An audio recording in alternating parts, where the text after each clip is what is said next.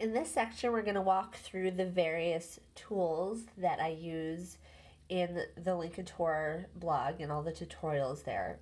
So there are some tools here that are nice to have, but aren't necessary. And then there are some that I highly recommend, and I will save a video at the end for that.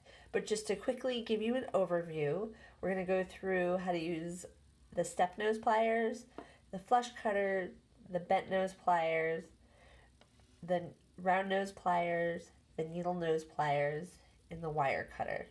The one exception is we don't go over how to use the flat nose pliers in this particular course, and that's because I offer a free mini course where I go through specifically how to use the flat nose plier, and there I will make sure to include a link to that training if you have not already signed up for it.